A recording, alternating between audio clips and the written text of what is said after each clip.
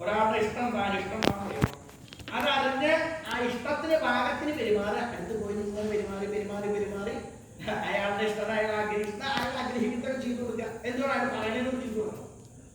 അതാണ് ഇഷ്ടത്തിനനുസരിച്ച് പെരുമാറുക എന്ന് പറയുന്നത്. അത് അങ്ങനെ തന്നെ ചെയ്യണം. ഇതിനൊക്കെ പുറപ്പെടുക അടിക്ക് പുറപ്പെടാണ്ടിരിക്കണം. അല്ല മലഹ ഞാൻ ഒന്ന് ശ്രമിച്ചു നോക്കാം. ദുര്യോധന കാര്യം ചെയ്യാം. ദുർവാസാവ് മഹർഷിയെ സന്തോഷിപ്പിക്കുക.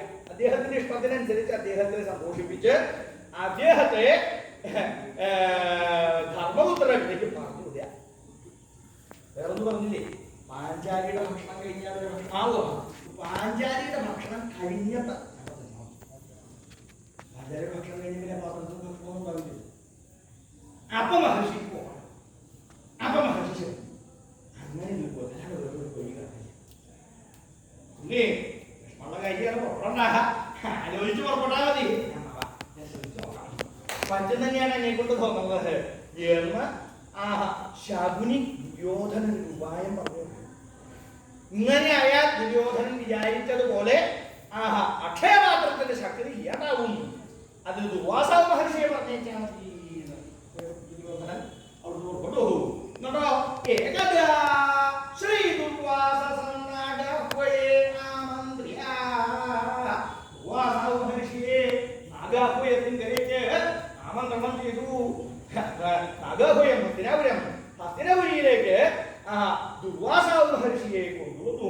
എങ്ങനെയാ കൊണ്ടുവന്നത് എന്നാണെങ്കിൽ അദ്ദേഹം ഒറ്റയ്ക്കല്ല, ശിഷ്യാണ്. 10,000 ശിഷ്യന്മാരും കൂടെ ദേവന്മാരായിട്ടുള്ള ആളുകളാകുമ്പോൾ ശിഷ്യന്മാരും കൂടെ ഉണ്ടാവും ധാരാളം. നിയമന്മാരായിട്ടുള്ള ആളുകളാകുമ്പോൾ പിന്നാലെ പിന്നാലെ പലതരത്തിലുള്ള വിദ്യകൾ അറിയുന്ന ആളാ, അറിവുള്ള ആളാണ് ദുർവാസാവ്.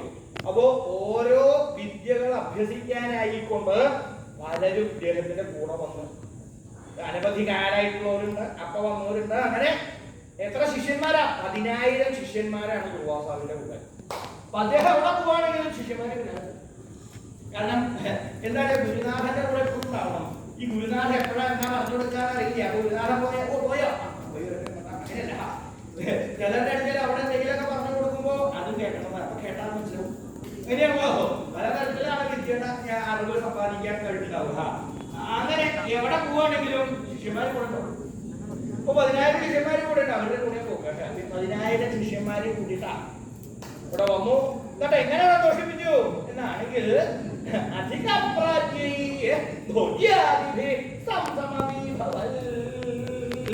നല്ല ഭക്ഷണം കൊടുത്ത്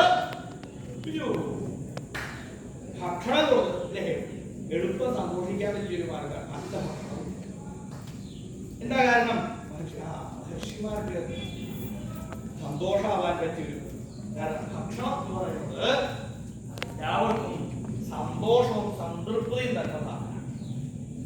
നല്ല ഭക്ഷണമാണ് അല്ലേ? ബാക്കി എന്ത് കിട്ടിയാലും പലതരത്തിലുള്ള സാധനങ്ങളുണ്ട്. പലത് കിട്ടിയാലും സന്തോഷമാവും. നല്ല ഭക്ഷണം കിട്ടിയാൽ സന്തോഷമാവും, ധനം കിട്ടിയാൽ സന്തോഷമാവും, ഭൂമി കിട്ടിയാൽ സന്തോഷമാവും, ധനം കിട്ടിയാൽ സന്തോഷമാവും, ധാന്യം കിട്ടിയാൽ സന്തോഷമാവും. അങ്ങനെയല്ലേ? പക്ഷേ ഇതൊന്നും സംതൃപ്തി ഉണ്ടാവില്ല. അങ്ങനെയാണ്. ഭൂമി ധാരാളം കിട്ടിയാൽ ധാരാളം ഭൂമി ഉണ്ട്, എനിക്ക് ഭൂമി വേണ്ട, അത് കഴിയ. ധനം ധാരാളം കിട്ടിയ എത്ര ധനം നീ കിട്ടിയ നന്നായി, നീ കിട്ടിയ നന്നായി, കിട്ടിയ നന്നായി, കിട്ടിയ നന്നായി എന്നാണ് തൃപ്തി വരിക. ഭക്ഷണം അങ്ങനെയല്ല. സന്തോഷം ഉണ്ടാവും, സംതൃപ്തി ഉണ്ടാവും. നല്ല ഭക്ഷണം ആവണം അല്ലേ? ഭക്ഷണം ധാരാളമായിട്ട് കഴിച്ച് സ്വാദിഷ്ടമായിട്ട് ആകണ്ഠമാനാസം ആശിരസ്കം വരെ കഴിക്കാം. അത് കഴിഞ്ഞാൽ കഴിക്കാൻ പറ്റും. നീ വേണമെന്ന് പറഞ്ഞാൽ എന്താ പറയാ, അന്നത്തെ ദിവസം അല്ലേ? അടുത്ത ദിവസം തന്നെയാ നല്ല ഭക്ഷണം കഴിച്ചു വയറെന്ന് പറഞ്ഞു നല്ല തൃപ്തി സംതൃപ്തി ഉണ്ടാവും ഇല്ലേ? കഴിച്ചപ്പോ തൃപ്തി ചെയ്യും.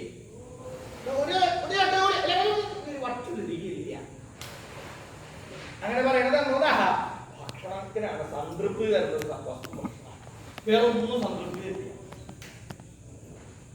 സാധാരണക്കാരുടെ കാര്യം ഇങ്ങനെയാവും, മഹർഷിമാരുടെ കാര്യം പറയുന്നില്ലോ. അപ്പൊ അവർക്കും അതെ നല്ലൊരു വിരുന്നമൃതയൊക്കെ കൊടുത്ത് സന്തോഷിപ്പിച്ചു. മഹർഷിക്ക് സന്തോഷമായോ? സന്തോഷമായി.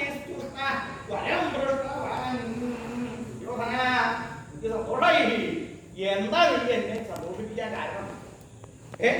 ഇങ്ങനെ എന്നെ ഇവിടേക്ക് ക്ഷണിച്ചു കൂട്ടിക്കൊണ്ടുവന്ന് വിശിഷ്ടായിട്ടുള്ള ഭക്ഷണം, അതിസ്വാദിഷ്ടായിട്ടുള്ള ഭക്ഷണം തന്ന് അതും ദുര്യോധനൻ തന്നെ വിളമ്പി കൊടുക്കണതേ.